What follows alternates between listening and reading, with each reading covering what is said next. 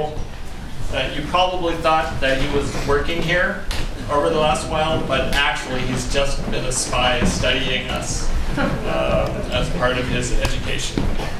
Maybe you were working too. Oh, like the last 7 years or yeah. years or something? Yeah, something like that. Anyway, really excited to hear about this project. We've heard some about it on some of the travel trips, and but never sort of all together in one piece. So this is a really exciting time. So thanks, Kevin.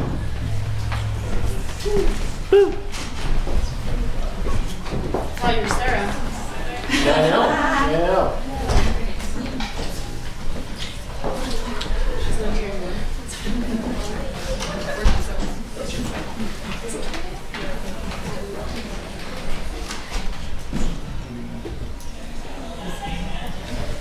I think we're good. We'll go with that.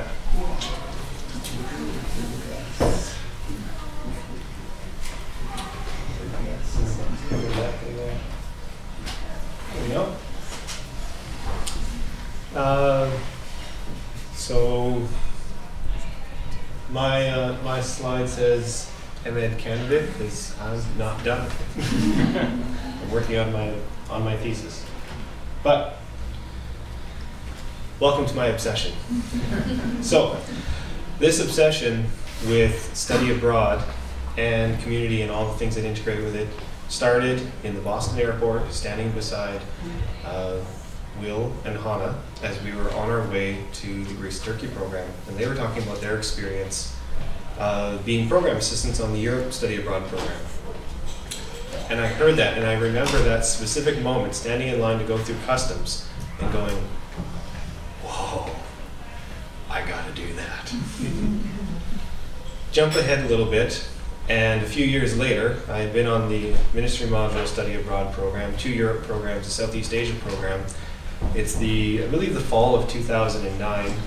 Alan Sears, adjunct faculty, former board member, and Greg Finley, former history professor, current chair of the board at SSU, were having lunch in the dining room over there.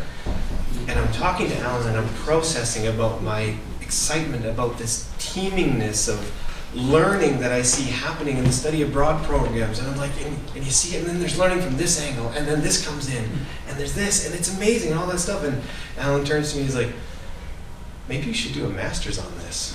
And he's like, because I had finished my B.Ed by that point, and I had no intention of doing a master's. And he's like, yeah, I could see you making a whole career out of this. And I was like, yeah, I don't think that's going to happen. So 8 years later, it's been a long journey, and I'm getting closer to finishing my thesis. And I want to share a little bit with you today about some of the things that I've been learning. So I was, setting up a bit of the context for where my thesis is coming from. As I was doing research into it and some of the initial stages, a couple of things stood out to me in relation to SSU and study abroad and what's going on. So laying in context, one, everyone talks about SSU study abroad programs like they're amazing, and so I wanted to assess that. That's part of what came out of the conversation with Alan and Greg, is to be like, yeah, but nobody's ever studied this, and we're not really involved in larger study abroad initiatives with other organizations. We're just kind of doing our own thing. And that's where part of the motivation came out too, because we have a lot of anecdotal evidence, people talking about how their lives were changed and amazing things happened. But what if we were to study that and really analyze that and see what's going on? And so that's part of where my motivation to do the thesis came from. So one of the things that stands out about SSU programming is participation rates in education abroad. So Canadian Bureau of International Education, which is the organizing body for international education in Canada, put out a study in 2015 saying that in 2015, 2.1% of Canadian students studied abroad. Across the breadth of their 4-year program, up to about 10% of all students will have some form of a study abroad experience. And SSU is significant because we have it fully integrated, where if you come into a 4-year program, the design is that you have 2 full academic term study abroad experiences, and that's just really, really significant. And as I did the research across North America, I can't find any institution that is anywhere close to an example of that. So, and the other thing is the maintenance of intercultural gains. So part of the purpose of study abroad and education abroad is to learn to engage in another culture, to think differently about your own, to learn how to maybe cross that barrier a little bit, break down these things around the world, right? And in a way where we can talk to each other. And one of the difficulties within education abroad is the ability to maintain those skills. So people go on education abroad programs, but then what happens is those things filter away. And the research says about 6 months is the marker. 6 months after your experience, you're not telling your stories anymore, you're not recalling those experiences nearly as much anymore, and those things are filtering away. So all these gains that you made towards engaging other cultures in a healthy and positive way are slipping back and retracting. So those things stood out to me, and they're part of the story that feeds into the background as I did my research. So the other big thing that I encountered in my research was this concept of liminality. And it was interesting because it's actually something I had heard Walter probably talk about several times and just didn't recall, couldn't remember. And then I encountered in my research, I went, whoa, this is amazing. And I went, oh wait, I've heard this before, you know? So I've had some discussions with Joel about it too, about liminality and liminal space. So it's a term that was coined by a man named Victor Turner, who was an anthropologist, and he did a lot of study of tribal systems as an anthropologist and trying to understand things. And so in my discussions with Joel, what I've appreciated is he's saying there's limitations on how this concept was coined and brought about. But liminal space, as Victor Turner states it, is he says liminality may perhaps be regarded as the nay to all positive structural assertions, but as in some sense the source of them all. And more than that, as a realm of pure possibility, whence novel configurations of ideas and relations may arise. For my own purposes, I've tried to boil that down into something that's digestible and translatable. So, according to me, liminal spaces are the spaces between phases of regular life that include shared experiences that have the potential to remake us. And as I did more research on the concept and people's recent interactions with it, and again, a couple of conversations with Joel, part of it is looking at it and saying, Turner coined liminal space as this thing that happens in the midst of an organized ritual within a culture, right? And you go in, you experience something aside from your regular life, you ask big questions, you get remade, and you come out different. You come out engaging society in another way. Well, as we break down maybe concepts of modernity, what we can do is to say, well, those liminal spaces, they're not restricted. Yes, they can happen in that context, but they're not restricted to that context. They can be in a conversation. A conversation can be the moment of drawing away, and you can walk out changed and different, right? So liminal space is a much more fluid concept than the initial one that Turner brought up. And so when I see liminal space, university is a liminal space. You're withdrawing from the regular rhythms of life to engage in something, to ask big questions, do remaking, share that with other people, and walk out different. Study abroad, if you're doing it in your university context, is a liminal space within a liminal space. Okay, so you're building on the impact of these things. The conversations that we have at the lunch tables can be that you get engrossed in this conversation with this person. You step out of your regular rhythm and into this other moment, and you share something with someone, and then you come into it. So the big thing for me is this stepping away. You're asking larger questions. You're free from constraints of regular rhythms, and you're remaking in the midst of it. It's a really, really significant thing. So I'm asking in my research how that interacts with community. So for me, as I tried to nail this down and give it some substance, this image, I came across this image. So this is taken from Lake Erie a few years ago, and a photographer went and was trying to capture this sense, and this is what I'm thinking of when I'm thinking of the liminal spaces. It's these moments of coming together. You've got these right moments of situations that are overlapping, and in here what this is it's waves coming from opposite directions and they're hitting each other. And the photographer spent weeks in the lake trying to capture these moments of these waves hitting each other and creating these huge crescendos. And what I see here is potential for danger. I see excitement. I see interaction, right? And potential as well. And one of the things to think about is like the waves crash, something comes together, and you've got this moment of calm left behind. And then that can be like your dialogue. Maybe sometimes the interaction is more tumultuous too, and I'll talk about that a little bit in a minute. So here's my picture of what's going on.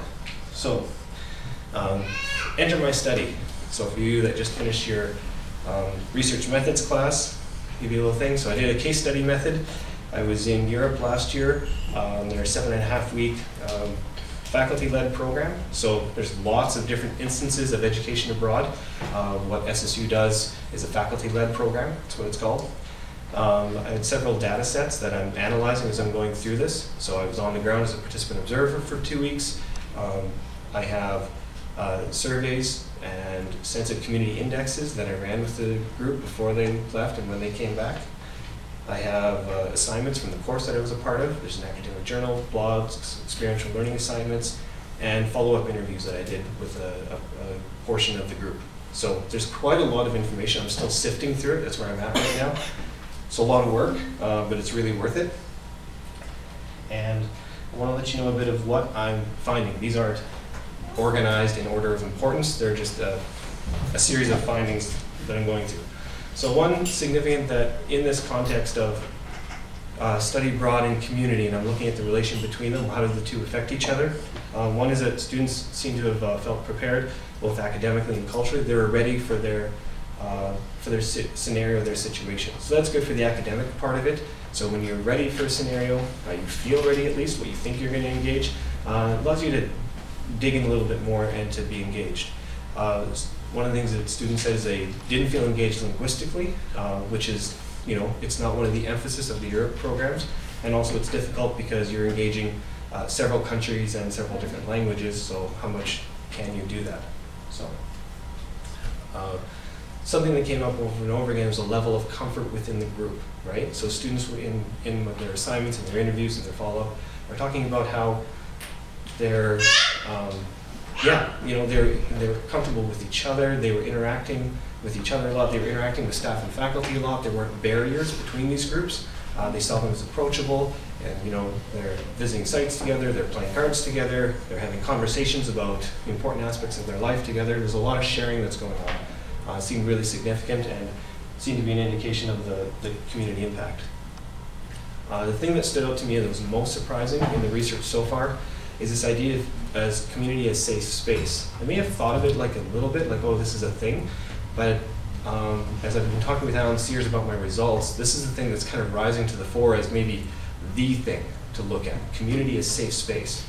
And it's a really important and touchy topic, so I'm going to give it a minute here. So when we say safe space, I don't mean homogeneous, nice, placid. I mean safe to do everything. And that's what's really important. Safe for conflict, safe for vulnerability, safe for throwing around different thoughts, right? Safe for relaxing together. That's not safe as in timid. That's safe as in potential, okay? So I have 2 quotes that I want to read from 2 of the students I got their permission from to elaborate on this a little bit. The first one is from Mercy Robinson, and she said this in one of her assignments.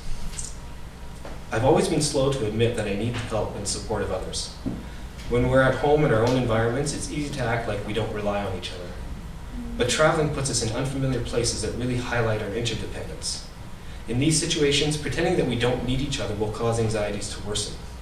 It was essential for me to recognize my dependence before I could comfortably exercise my independence. The other one's from Stephanie Clark, who says, having a space which we were able to openly express ourselves, a space for creatively dealing with situations, having a voice, and having facilitators who were able to organize these spaces by assessing the group's needs was very refreshing and gave a new kind of life to the experience. We were able to openly disagree with each other, to empathize with each other, and to challenge each other in a safe environment. So they're using the language, and I'm pulling the language from my data that they're using, and like I say here on the slide, what I'm noticing is this back and forth that's going on. Again, it's another analogy of the waves. So the students come from this place. I was concerned when I did my research that students might be feeling that students might cocoon. The experience might be cocooning people, and I didn't want to think this, but I had to be open as a researcher. Are we buffering students from the realities and traveling around as one mind and reinforcing our little ideas as this happy little place that's going around? But that doesn't appear what's happening. The image that I'm gathering is what's going on is you have this group of people who are comfortable but not homogeneous, right? And they have this sense of this place to start from, and then from the comfort of that, they go out and they explore, and they see things, and they ask questions. And then they have the advantage of saying, hey, there's these people who don't all think the same as me, but we have a similar base point to start from. And they come back and they hammer stuff out, and they disagree. And in Perugia, we were sitting around the dinner table, and man, some of the arguments we were having was awesome, right? It's not about agreement. It's about engaging difference. And Alan Sears said this once when he was here, that one of the most important things that's different from things like multiculturalism or nicely bringing people together, and what he sees happening at SSU is that you engage difference. You have the disagreements, but in a safe space where you can respect each other as you do that, right? Mm-hmm.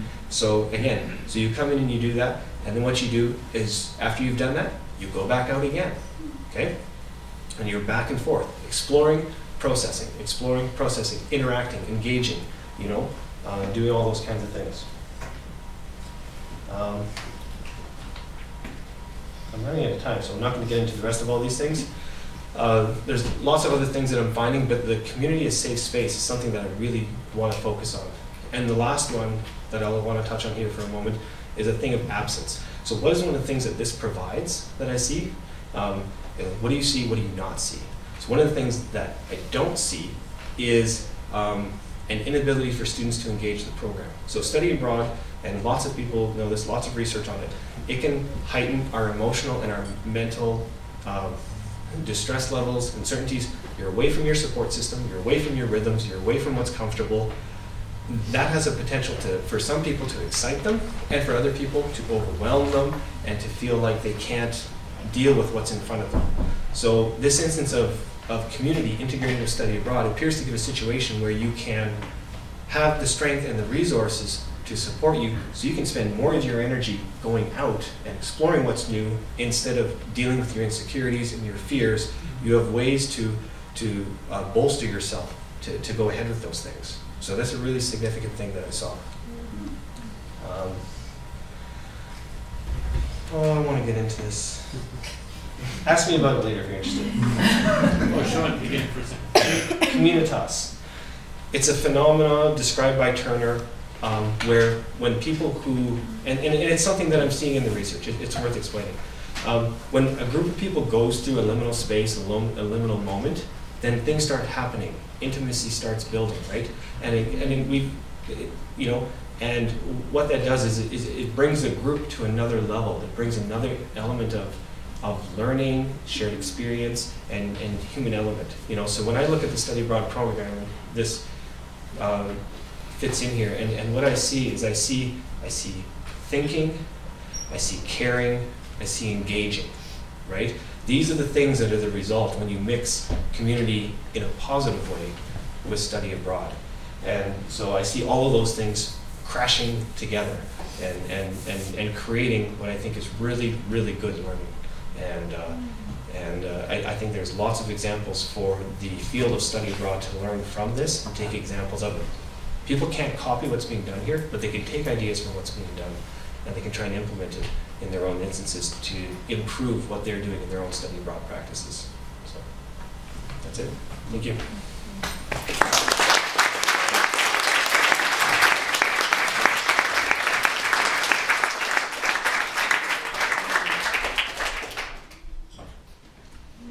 Mr. Finley.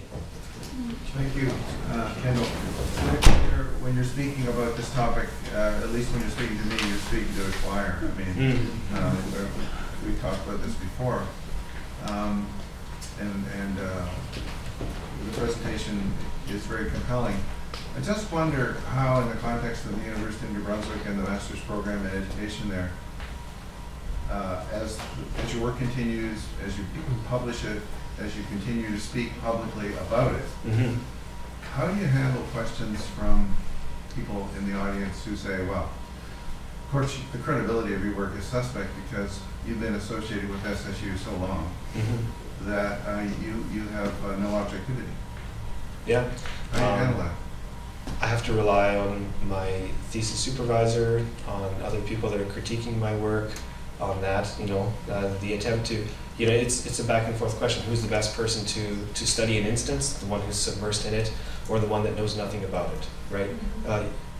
You both have difficulties, and that's just one of the things of research, right? Someone coming in cannot possibly see and understand some things, and there are some things where I will have blinders despite my best intentions. Yeah. So, and that's the thing, just going through it and to the best of my ability, trying to identify them, and being open when other people point them out. Yeah. Thank you. Yeah. Lois? Yeah, Kendall, this is the first time I've really heard your explanation, a fuller explanation of your thesis. It's really exciting. I'm going to try to draw a bit of a connection between what you're saying about community and what Malcolm, the impetus for his project was, and that is, you've described community not as a place where it's not homogeneous, not where everyone's getting along. And I mean, this image is great for community. And Malcolm, as he was sort of sensing this hesitation to disagree, so how, as we think about the community, and we all know that there are diverse opinions and experiences, and the value of the study abroad as being this liminal space where people are outside of the sort of everyday routines. But in terms of like connecting that to Malcolm's work and the quality of academic discussion and disagreement, and how do you see that coming together in study abroad? Can you elaborate that a bit, how I see it coming together? Well, yeah, so I mean, as I haven't been on the study abroad, but I've been on all kinds of other group kind of travel things. In situations where there's less sort of foundational community going into the experience, but shared experiences, especially in foreign cultures, do have a capacity to bring people together. But when SSU travels, there are those experiences that may challenge the group and intimacy, all kinds of things develop in that context. But also as part of that mix, there are the ongoing, sort of ideological or philosophical or spiritual divisions that are part of our community, part of the mix. Yeah. And so in the study abroad portions of the SSU experience, in the shared experiences, does that help to resolve some of the tensions that could be present? Does it give people an opportunity to engage in conversations based on a deeper element of trust, because now they're in a different place and they're all subject to the same, possibly sense of vulnerabilities? Yeah, I think there is that, the sense of the group coming together. Several students talked about how on the study abroad terms, you form. There's a different group that forms there, and they say that, they may have been my classmates. I may have been in, but that doesn't mean we hung out together. Like we were collegial. We were, in the same space, but we weren't. There's something that translates, and so then what I'm seeing is some of the values that are implemented here initially before they go.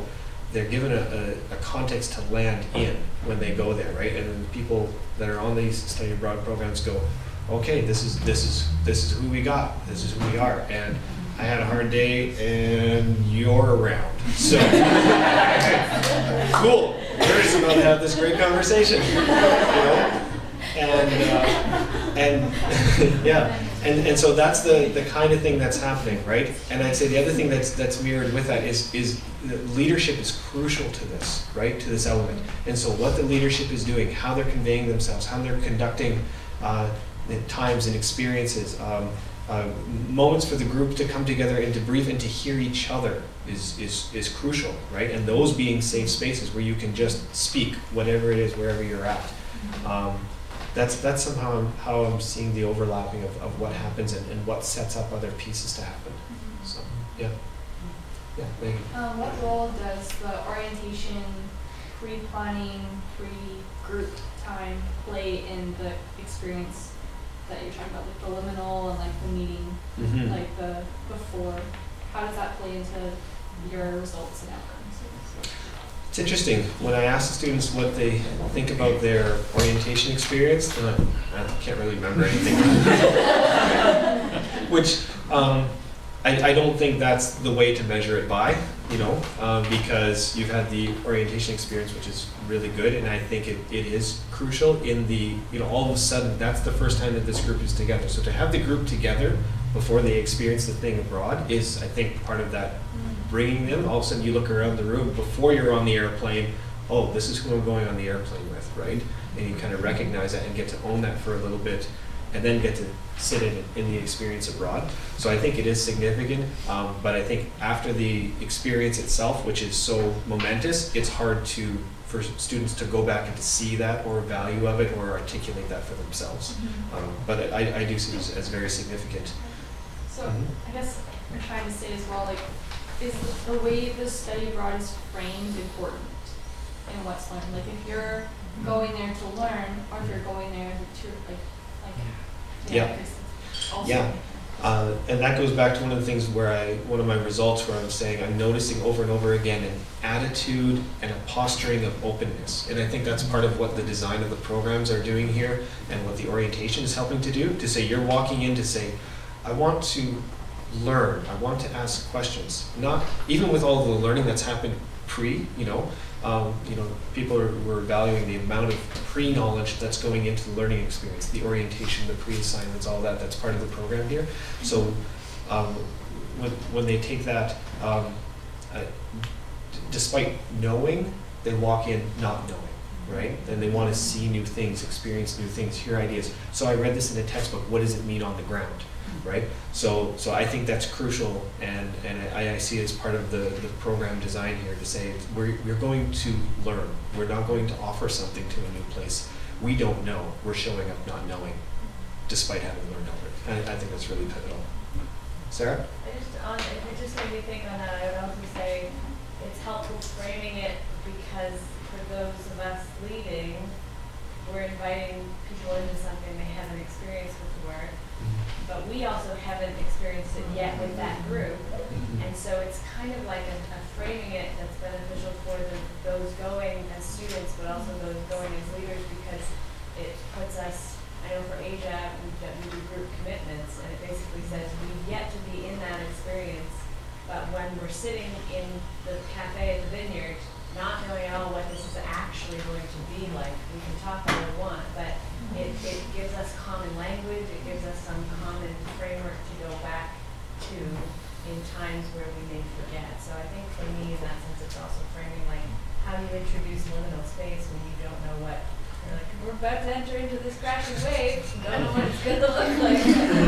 Here's your So yeah, I just think that made me cool. Yeah, and how you do that without using words, liminal space and crashing waves, right? Like you say, it's kind of useless, right? Yeah, Joel. Well, just quickly on those two things, because one of the things in your presentation, we've had talked about, it made me think this time, is if the liminal space, the more extreme ones, are kind of charging the field, like giving it a charge, like an electrical charge of potential. Yeah. Then I was starting to think, through what you were saying, of the pre-time as like a nascent pre-charge. Yeah.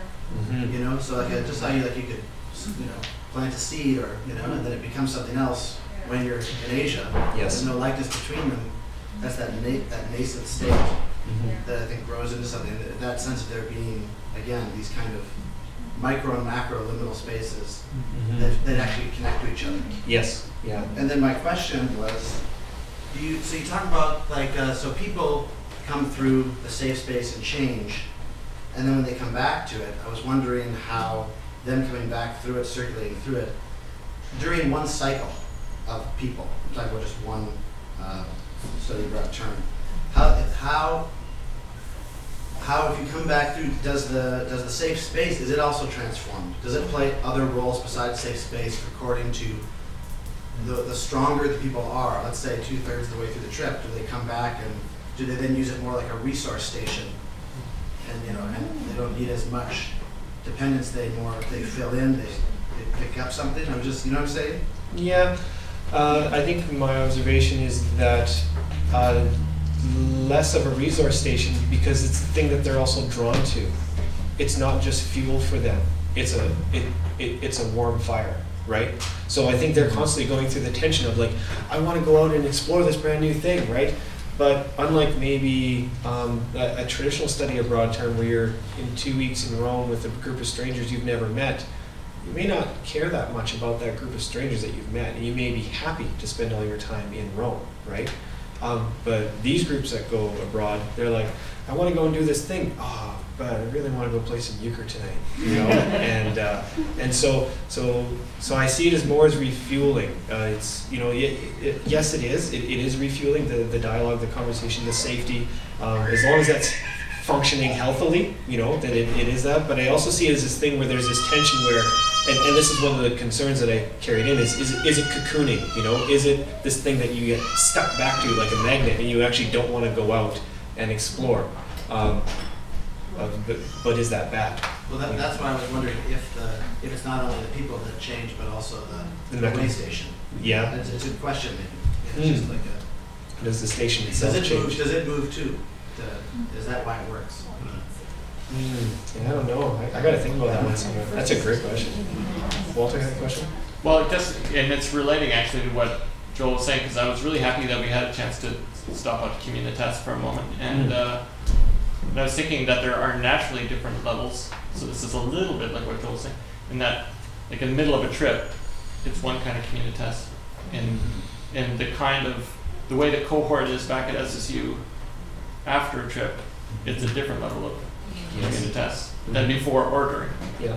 And then in the alumni stage, there's a different kind of communitas, that's also affected. And I wondered if you connected that with the maintaining the intercultural gain, because it feels like if you're connecting at some level with that communitas, that would really help that maintenance of that gain. Whereas if you completely lost touch with it, maybe not. I think that's critical, because one of the things, and I've been banging this gong for years in study abroad, is to say to the students, you need to think carefully when you go back to your home environments, because though people love you, they don't care and they don't want to listen to your story, right? They just don't. They hope you change, they hope you're a better person, and they'll listen to that one night about that great experience that you had, and then they got to go wash the dishes. So so that I think that is part of what happens, the familiarity and the coming back, and maybe this is what Joel's talking about, is the shifting nature of the central mechanism of community itself, how it's playing different roles and shifting, maybe sometimes building in the excitement in the middle of the program, but then maybe coming to this like this common ground afterwards that you've pulled back to. And what that does is it allows you to keep telling your stories, to keep reliving the moments, to keep entrenching what it is that you experience. And that's just basic education of repetition, right? And I mean, that's the mindfulness exercise. You keep telling yourself the story, and the story, it stays more present in it, and it stays more woven over into other stories. Yeah, Right? applying it to new, broader experience. Yeah. Yeah, I really liked what you were saying about the layers of liminality of community and liminality of travel. But you also said that we can't recreate that amazing thing that SSU does as we travel abroad. So I was wondering what you would say to people traveling by themselves or people traveling in like a traditional study abroad, other university format, to try and get some of that liminality or the benefits of that community liminality, even if they're by themselves. Yeah, and what I would say is, I'm guessing I'm stabbing here at this point, but the recommendation I'm going to be having is, in whatever context you're in, build community, because the relationships that capture the shared stories, that capture the shared experiences. So if you're on a traditional study abroad program, find one person that you really connect with and that you're going to stay connected to afterwards, right? If you're traveling by yourself, attempt to, do you have some contact that knows somebody else who is a common connection in a country that you're going to, and you could stay at their house for a night or two, right? Be relational. There's something about this being relational. A really interesting example, when I was at UNB, the Graduate Research Conference about a month ago, presenting my findings, a lady came up and talked to me afterwards and was like, this is so interesting. She's like, I work at the Huntsman Marine Center, and every summer we run kind of like an intensive 2-week study abroad program, and I believe it's for people from the Netherlands that come over, and they have about 14 people that come. And she's like, I'm seeing in that program when I'm running there, what you're talking about here, it's people that don't know each other before they come, but she's like, for some reason, every time before they come, they form a common Facebook group, because maybe some group did beforehand, and the idea got carried over. And she's like, the bonding that happens in that 2 weeks, so it's not exclusive to SSU. I think it's integrated with forming community, right? And she's like, one of the things she said, she's like, we've had about 4 marriages that have come out of these 2-week experiences where people only met each other in these things, and they've gone on, she's like, there's this example, she's like, and even the non-married ones, she's like, the groups stay together afterwards. They're constantly dialoguing. They become lifelong friends after this 2-week experience that they've had. So I think that's what it is. And to me, so far, it's like, it's find the relational and weave it into the story, Find the ways to do that creatively. So, Shelley? Good job, hun, by the way. Awesome. But I was going to say, going back to what Megan was talking about, the framework of how study abroad is, one of the things I've noticed when being on it and also with your research is that I feel like study abroad at SSU is so interwoven with your social, your academics, your everything that it obviously sticks with you longer. But I think that orientation, as Sarah was saying too, it is for, it's kind of for the leaders to see what the pulse is of the group, but I think it's because you have to lead groups differently, they're not all the same, and the dynamics are different, and so when you come to orientation, you get to see what is really going on in the hearts of other people, and I think it makes it a deeper, academic learning environment. So I think it is very important to have that framework both in the beginning and in the end. So. Yeah, and I mean, people would argue about that. They say you get too personal and it muddies the academic water, and someone else would say, but when you touch the personal, then you touch the person, and you're activating something, and all of a sudden that personal part weaves into the information, it weaves into the cultural context, it weaves into the other people around you, and it strengthens it, and it inevitably ties those things together so you can't separate it. So when someone plucks a heartstring later, then maybe, this cultural string pops up with it, right? The things they're stuck together. So yeah. Okay. Emma? As someone who hasn't experienced the SSU study abroad at all, how do you find, or did your research look at all at the fact that you're going as a community from the same place? Does that hinder your ability to incorporate locals into? So are you able to have true intercultural experiences on the ground, or are you so tied to one another that you're kind of facing those relationships as a group, and so you're not fully incorporating, if that makes sense? Yeah, no, that's a great question, and one of the concerns that I had going in, saying maybe it's going to say that we do self-focus too much, and I found my experience with both programs really pivotal in trying to answer that question. I think one thing, it leans toward what I was saying with Joel, where the group does become magnetic and you do have this tendency to want to come back to each other. But that's not exclusive to SSU study abroad programs. Yeah. Even the strangers that travel together on traditional study abroad programs gravitate to each other and stick together, right? The expat syndrome, right? You just hang out with the other white people that you're with, right? Because there's something safe about that. So that's pretty normal. And but the one thing that I did notice is that students expressed a lot when I was going through the data, that they didn't feel like they were integrating with the locals very much. So sometimes I'd look at what they said versus what they did, and I found it disagreeing. I found some students saying, I don't engage much, but then I looked, I was like, well, look at all these engagements that you just articulated, you know? But I think part of where that's coming from is a lot of them have been on the Southeast Asia Study Abroad program, so that has homestays built into it. That has partnerships with local universities built into it, and that has more of a, from a design perspective, facilitated intercultural interaction. And a really interesting thing that I didn't get into, but one of the other studies I was reading was talking about how an experience of study abroad can accidentally give us a false sense of intercultural competence, right? And I think that's something that we do wrestle with and struggle with. So we think maybe that because we've been on homestays that no problem, look at me, I've done this thing, I can go out and charge the world. But the Europe program isn't designed that way right now, to have a lot of facilitated intercultural experiences. And that's not necessarily a good or bad, depending on the goals of the program itself, right? Yeah. So, but it doesn't have that as much. And what I found was the students did not have the confidence that maybe they thought they did to go out and spontaneously engage in intercultural interactions, right? So it's like, you know, it's a consideration for the Europe program to think about. If it wants students to do that more, I think what will have to happen is it will have to facilitate those interactions more, rather than saying, because you've experienced this, you're now able to do this. It just doesn't seem to translate nearly as well. That doesn't mean that there aren't interactions going on, but maybe the ones who are feeling more confident are the ones who can do that, rather than as a broad basis across the whole group. So, yeah. It sounds like we have to facilitate unfacilitated impact. Well, yeah, it depends, right? Because like I said, in the Southeast Asia program, you stay with a homestay, a family, you're in it, right? And you got, CMU buddies who are from that university who are just alongside you, which allows you to engage naturally. But it's a constructed environment still, right? But you're still engaging naturally with locals. Yeah. Joel?